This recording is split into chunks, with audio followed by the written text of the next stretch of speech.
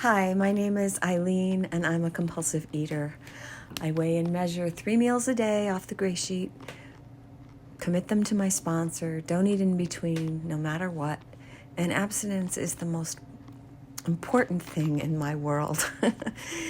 So I'm here today to talk about the no matter whats I've encountered while traveling, and I'm just going to talk to you about a few of them. And just to let you know that since I got abstinent, I have been in many different countries all around the world.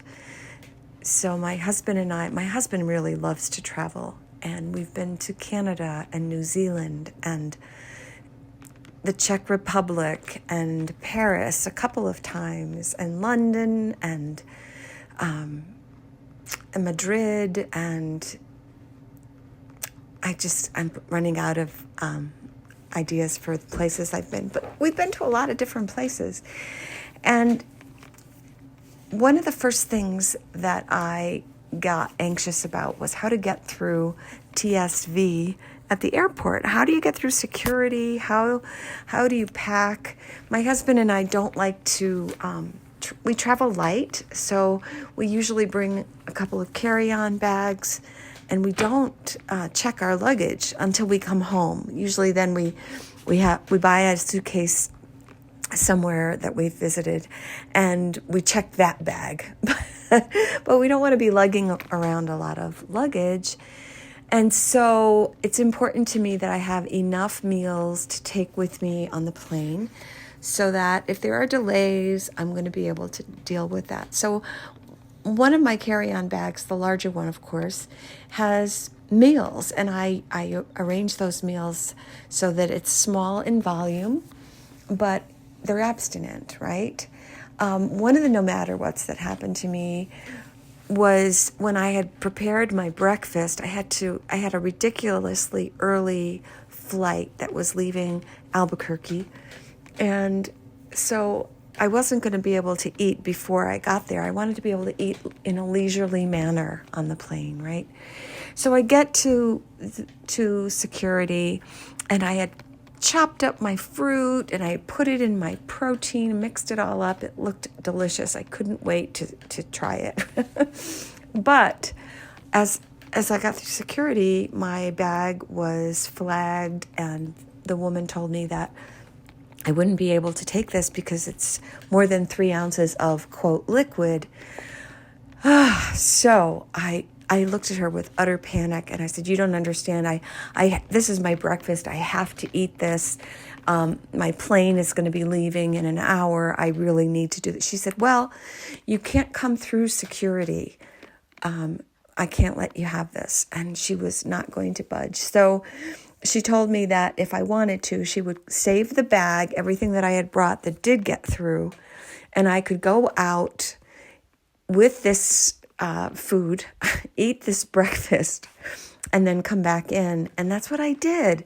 It was a no matter what, but I got to enjoy my breakfast, not as much as I would have if I could have eaten leisurely, but it was abstinent. I ate every bite, and of course I loved every bite, even though I had to eat quickly.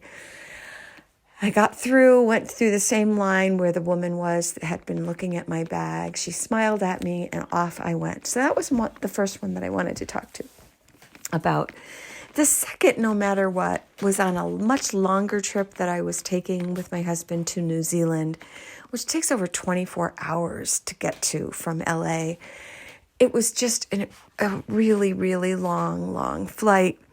And so I had gotten advice from other GreySheeters, and they told me the best way to go with long flights like that is to pack loaves of food. So you combine the food, and anyway, I worked with my sponsor. I made sure that I had the right measurements, got it all done, and it tasted terrible. It was just awful. I was on the plane way too long, and I was sitting in a middle seat, and in the middle of the plane, one of those international flights. It was just awful. And so what I did was I got out of my seat and I walked around, and I had my loaf, and I ate it, walking, and I ate it, I ate it in the best way that I possibly could. And I got back to my seat and I thought, never again. I am never going to prepare food for a plane that way again. But again, it was abstinent. I was able to do it. It was exactly what I needed, even if I wouldn't do it again. So that was another no matter what. A third one that I wanted to talk to you about was what to do about once you get to your destination. And so let me tell you, as far as I'm concerned, there are so many things I want to do when I'm traveling to a new place. I want to go to good museums. I want to go to the parks. I want to see the sights. And I want to hear the sounds of the city and talk to people along the way. I want to master the public transportation system. I want to find a good coffee shop. I want to go to bookstores. There's just many, many things I want to do. But one of the things that is not interested me in the least is the restaurants that are there.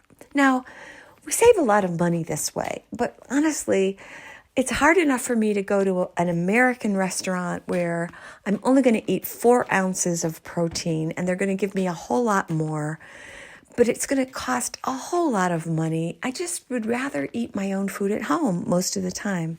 Well, when I travel, I like to do that too. I don't want to have to deal with the language barriers.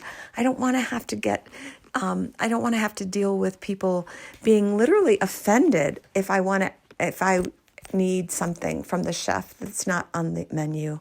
My daughter told me once, she lived in France for a long time, and she told me, Mom, they feel like, hey, if you don't want to eat this food this way, then go somewhere else. I mean, that's how they feel about it, is what she told me. So mostly what I do when I go to a new country, as soon as we land, I get myself to a grocery store and I buy enough food for a day or 2 of meals that I can prepare in the hotel room and put in a bag, in a backpack. And if they don't have a refrigerator in the room, like a lot of European hotels don't have refrigerators in the room, I go down to the lobby and I talk to people about my particular needs and that I have a few things that I need to refrigerate. And they usually let me use the refrigerator that's in the lobby for the work staff or whatever. Put my name on the food that I buy, and I pick it up in the morning, leave it there when I get home. And I pick it up, bring it to my room. I make sure that I have the lunch and dinner that I want. And, we usually have breakfast either in the hotel restaurant, because breakfast is easy. And then I am ready for the day. I'm ready for my adventures. I have a backpack. I bring my lunch. I bring my dinner, and I'm all set for the day. I find that if my food is in order, the rest of the time I am fine. And otherwise, if I'm going to a restaurant I've never been to before, I don't know what the portions are. I don't know if it's going to be enough. I don't know. If that is the case, I'm going to be nervous all day about whether I'm going to get what I need. And for me as a GreySheeter, I need to know that I've taken care of my abstinent meals for the day, and then I can have a great time. So that's what I do. What else is there? Yeah.